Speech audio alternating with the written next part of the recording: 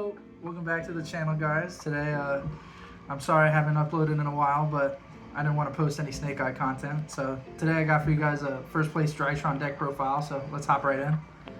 We'll start with the main deck for now. So starting off, we got our 3 Zeta, our 3 Alpha, 3 of the new guy, Nu2. Konami named him that so we know.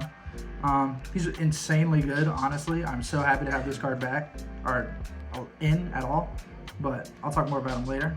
And then 2 Delta, 2 Gamma, and 1 Beta, and then also 1 Drytron Alpha. I was never really high on Beta, but having the extra name is really important now, and you actually do banish Drytron names, so being able to shuffle them back is pretty relevant. And this guy comes up for the combo and is also a really good surge off of Nu2. So these are all our effect monster names, but then, as you know, there are names that aren't monsters, basically.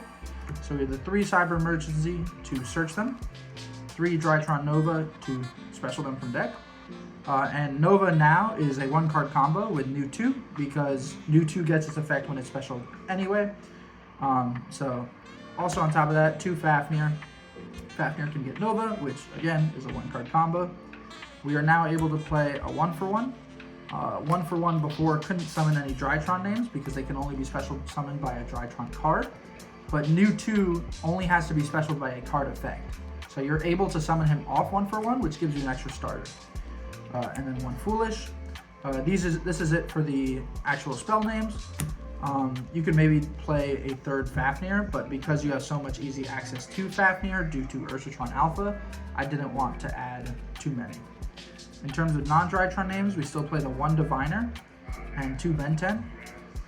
Controversially, these are our only fairies in the list, in the main deck at least. Because of Nu2's restriction, you don't often ritual Ben-10 that often, but you still wanted to get the free card. And then Diviner is here for awkward hands, and is just, you know, a really good normal summon. It forces interaction.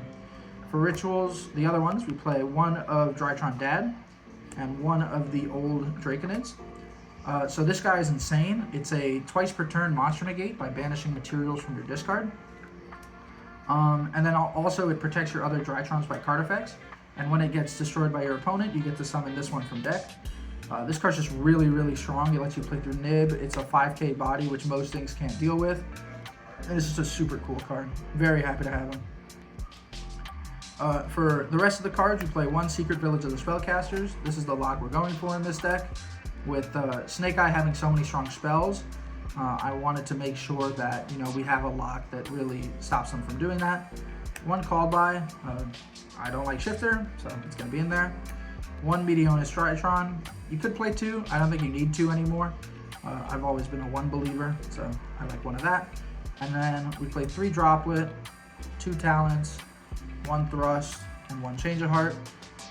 Droplet is probably the most broken card in the Drytron deck, just being able to send a bunch of names and then negate their board, and full combo with your grave anyway.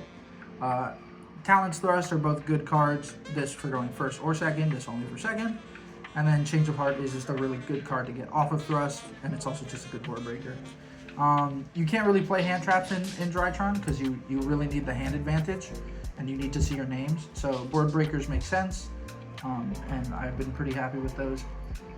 Moving on to the extra deck, we play the 1 Boral Sword, 1 IP Masquerena, 1 SP, 1 Ib the World Chalice Priestess for having a spellcaster in the extra deck for Secret Village, 1 Nightmare Phoenix, and 1 Relinquished Anima. These are your links. I used to play Dynamondo, but nowadays, since the only monster that you're really ritual summoning is the big 5k monster, you don't want to be making Dynamondo with him because you'd rather just leave him up. And so I much prefer having Nightmare Phoenix as a way to push into boards and really just clear up any straggling bodies that you need. For Xyz, we have the 1 Zeus, 1 Downard, 1 Beatrice. If you're watching this and the ban list has already come out, don't worry. Beatrice is only in here for when you open Alpha or Zeta with a Ben-10 as your only combo. Beatrice lets you ritual summon out the Ben-10 and then dump another name to continue from there. If this gets cut, you would just play the 3rd Mu Beta. So this card is fine to have 3 of. And then 1 Kikanagashi Fucho. This card is so insane into 10 pi and so many decks. If you just have like 2 bodies or you get shifted, you can just make this and guarantee you will live to next turn. And when you live to next turn with Drytron, you basically have 4 to 5 pluses that you can get again. So it's really great that we're able to have that card. Next we have 1 Ancient Fairy, 1 Herald of the Arclight, and 1 Nu2. These 2 cards are for Diviner to send, depending on what you need. And then using the Diviner that is now a level 6 because we sent the 4, we can synchro it with a Drytron into Ancient Fairy. And then that's how we get access to the Secret Village. Ancient Fairy also gains us life and time, so we have a way to win in time if it comes to that. And then finally, the side deck, it's pretty straightforward. I play 1 Lancia, 1 Vanity's Ruler, and 1 Natasha.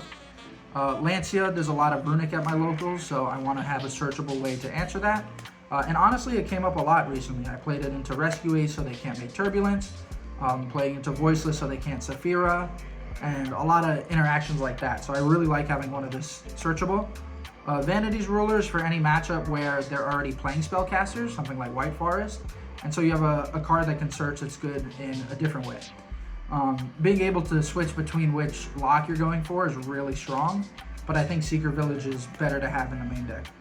And then Natasha, as much as it pains me to say, you don't have to main it anymore. Not being able to Ritual Fairies because of Nu2 means that you don't want to see it. But you could still have it in for time and for certain going second interactions. Then we play 3 Droll and 3 Sphere Mode. So the Sphere Modes are for super heavy combo decks, things like Ubel and things along those lines. And Droll is also just a really strong card this format, so I wanted to make sure I had it. These are pretty standard, at least for Drytron. And then finally, more board breakers, so 2 Lightning Storm, 1 Duster, and 3 Evenly. I really liked having these because in combination with Droplet, you're able to really efficiently deal with the board. Today I played against Voiceless and I evenly'd him, and I chained Droplet and he tried to chain D-Barrier, but I had sent a trap so he couldn't do anything. Just having these in tandem with that Droplet is so strong. But overall, I was very happy with the deck. It's super fun to play and come back to Drytron in this format. And I hope to see you guys later. Have a good one.